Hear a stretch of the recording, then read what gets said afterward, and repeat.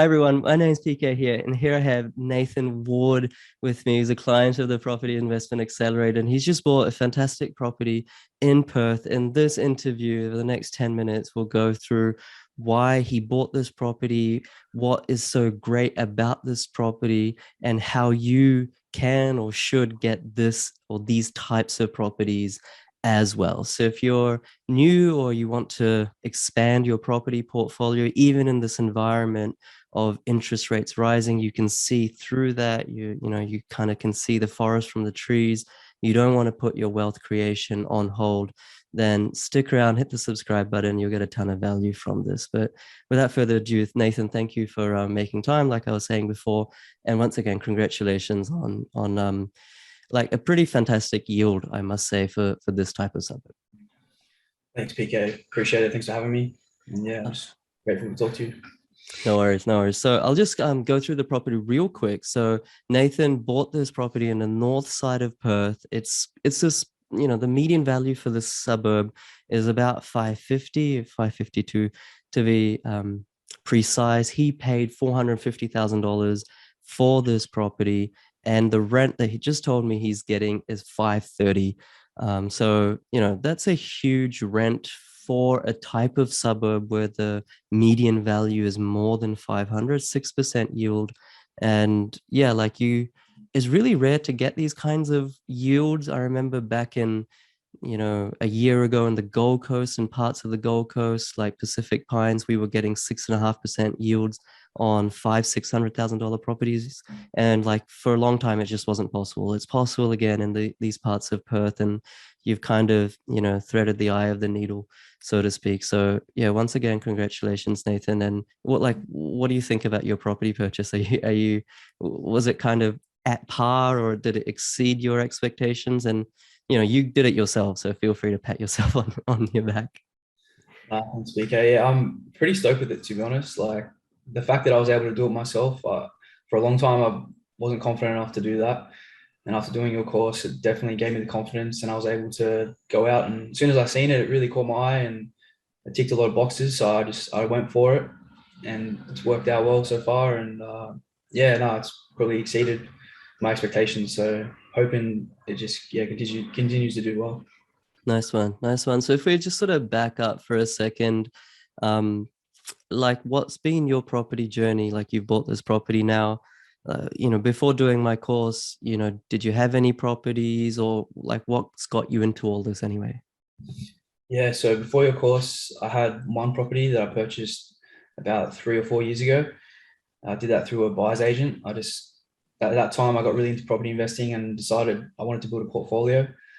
Yeah, I reached out to a lot of different property groups and people, and I came to realize pretty quickly that there's a lot of people out there that are trying to offer you advice, but really they're honestly just trying to sell you something behind, and it took me a little while to figure that out. I decided to go down the buyer's agent route, and it wasn't too bad an experience, to be honest. Like there were some things that I wasn't happy with. Mm. It got me into a property, and it's done pretty well now, and it's got me to this point. But now that I've been able to find your course and I know how to do it myself now, I've got confidence, and yeah, I'm just excited to keep going and build my own portfolio myself. Nice, nice. So like that was 3 or 4 years ago. Um, what's kind of taken so long to get to your second property? Is it been like a financial thing, or did you just put things intentionally on hold? Just kind of, what was the thinking behind there?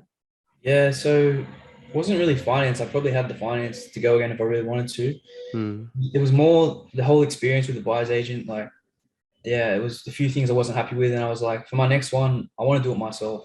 If I'm making these big financial decisions with my hard-earned money, I want to be the one making the calls. So if it goes well, I've only got myself to blame. If it goes bad, I've only got myself to blame. So I put things on the back burner, and I focused on a few other things in my life, and then eventually I knew that I was going to get back into property at some point. I just wanted to wait until I was ready, and like sure enough, I came across your course, and everything kind of clicked.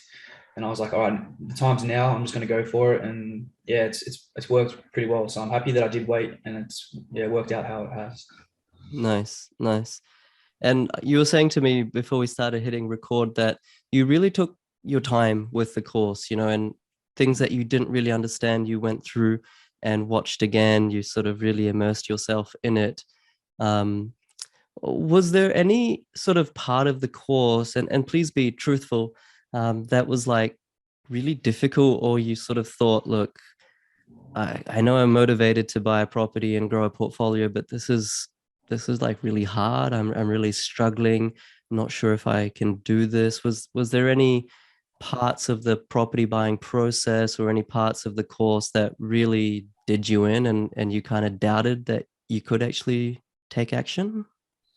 Yeah, there were times where I had a few doubts where I was like, I don't know if I can actually do this. Like I've seen so many of your clients do this, and I was like, surely if all these people are doing it, I can do it. So yeah, I like had these doubts. I kind of put them behind me, and I just kept going.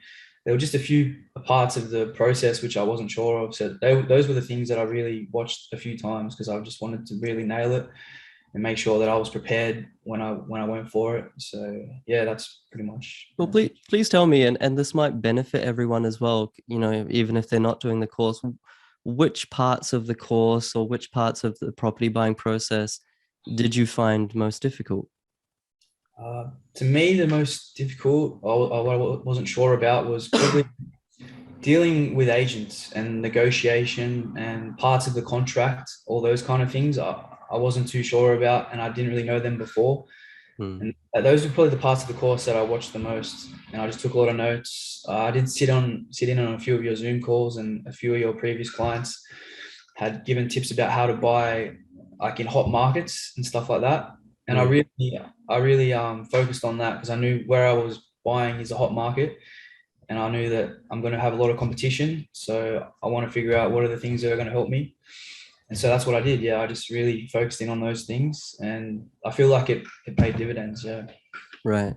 And so, like, kind of having gone from having those doubts to then being successful in buying a property in a hot market, which isn't easy to do, what would you say to people who are watching or listening who are also trying to buy in a hot market, like having been there and done that? Is there any advice that you can share or any tips that you can share that will make it help or make it easy for people to buy in a hot market or to negotiate? Like, just, throw us a few bones here.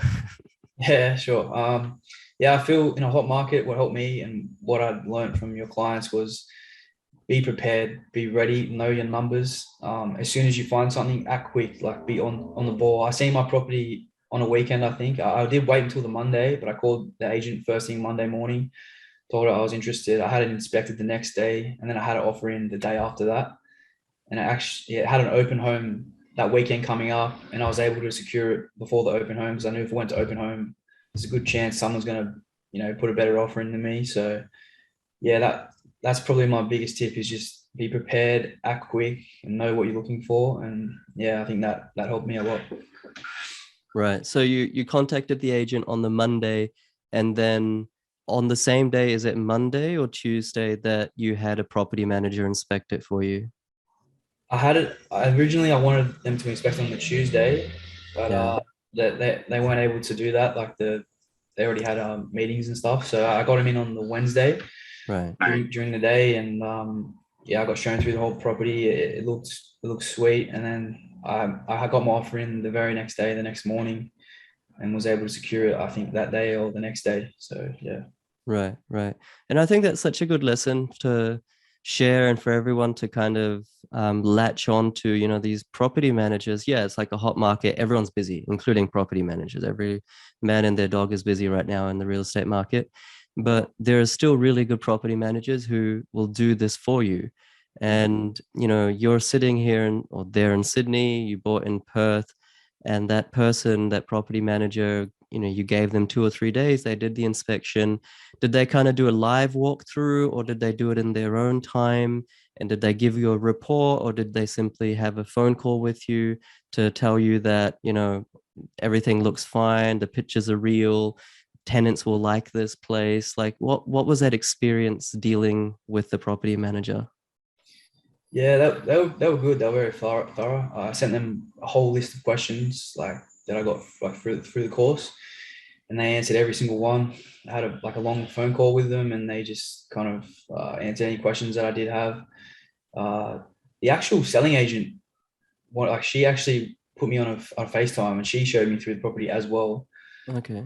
I both she really wanted to do that for some reason, so I was like, okay, yeah, I may as well see it as well. So and yeah, but no, they helped me a lot. They yeah answered every question I had, and by doing that, I was able to be here in Sydney and then have something on the other side of the country inspected, and was able to make an offer like from that. Yeah. Yeah. No, fair enough. Fair enough. And so then presumably you signed the contract, you exchanged contracts, and that starts the finance process, and also you would have got a building and pest inspection done. Once again, just for the benefit of everyone, like how did you go about finding a building and pest inspector? And were there any issues that came up in the house? I mean, the house is only what, 20 years old or something like that. So, it's not hugely old or anything like that. But was there any red flags or any curveballs that came out of that process? Not really. Hey, so with the building and pest inspection, I got some referrals actually. I reached out to a member from your course who I'd seen bought in a suburb right next to where I bought, because I Mm. knew I was focusing on that area. I got in contact with him, and I've actually been speaking to him since then, and he's been helpful. He sent me a lot of referrals for building and pest and settlement agents, and so that was really handy. And I was able to find a good building and pest inspector. They checked it out. There honestly wasn't any big issues with it. Like the property is still pretty new.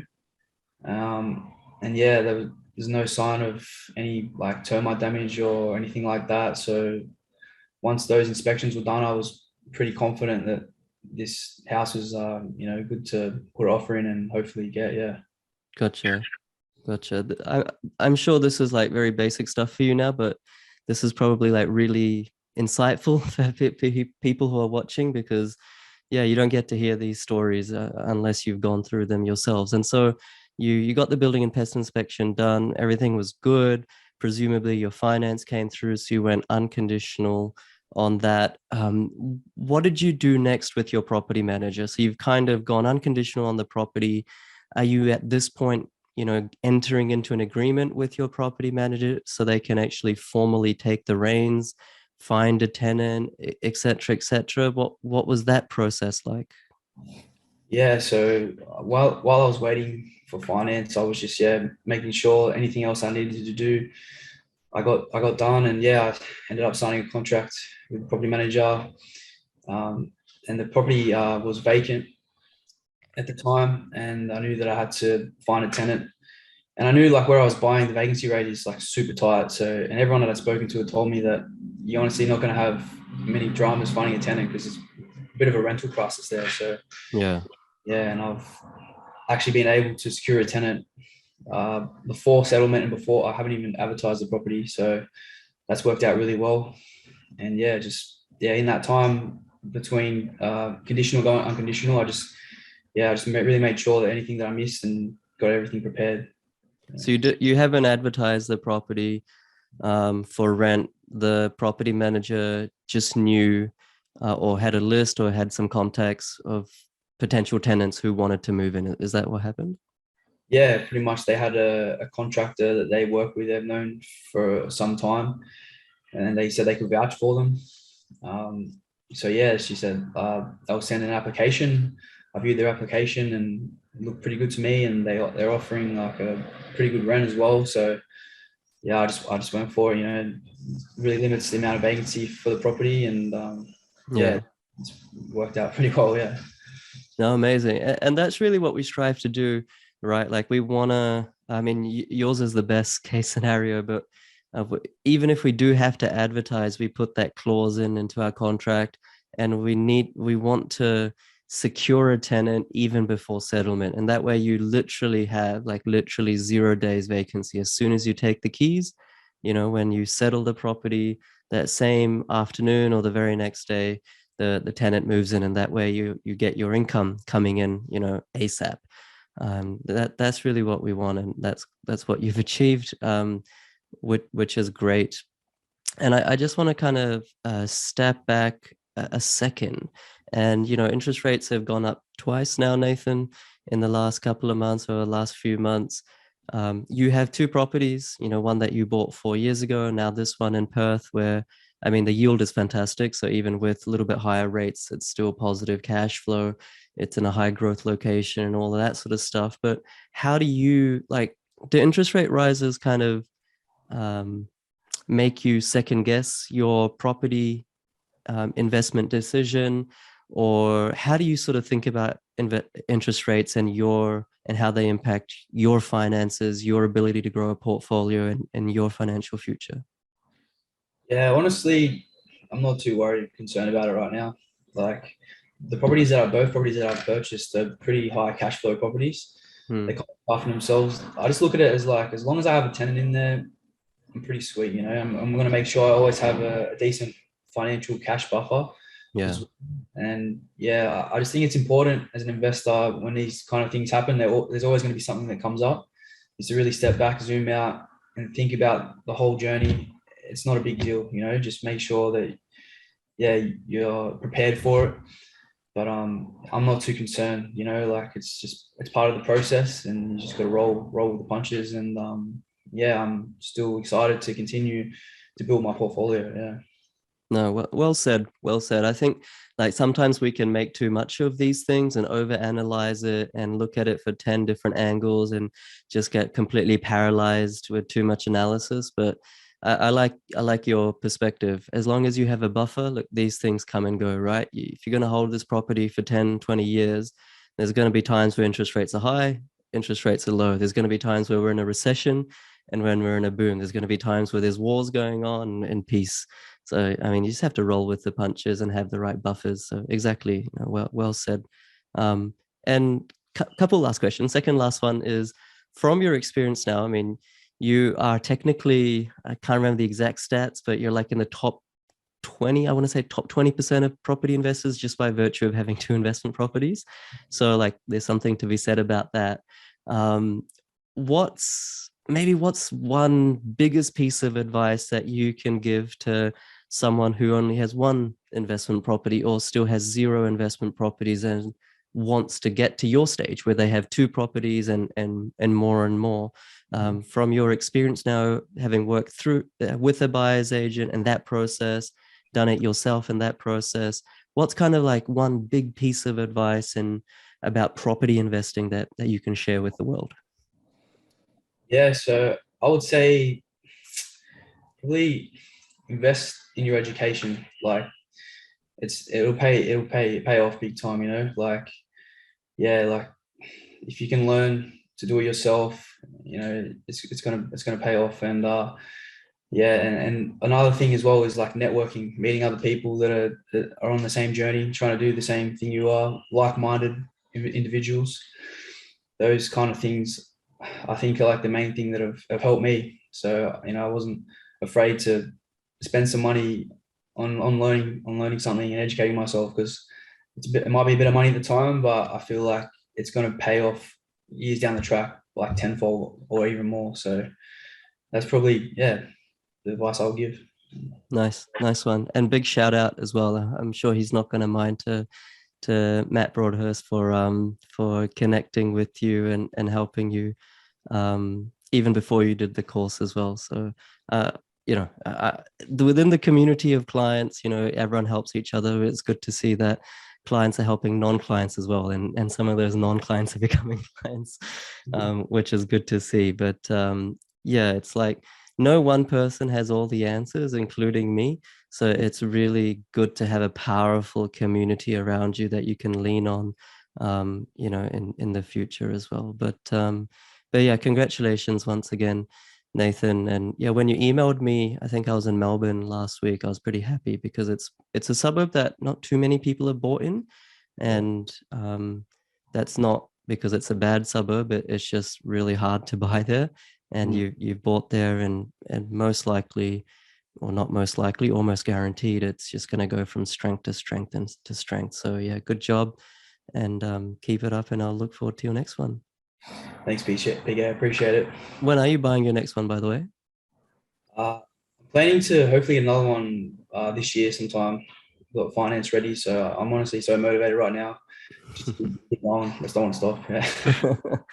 Nice one. Well, congratulations again, Nathan. And thank you everyone for watching. So like once again, I just want to emphasize that yeah, good property investing and making money through property has been possible every single year. You know, every single year there's a reason to be scared, um, including this year. But you have to see through that, and you kind of have to ask yourself, like in the long term, in 10, 20, 30 years, I want to achieve a particular financial outcome. Is doing nothing going to help me get there?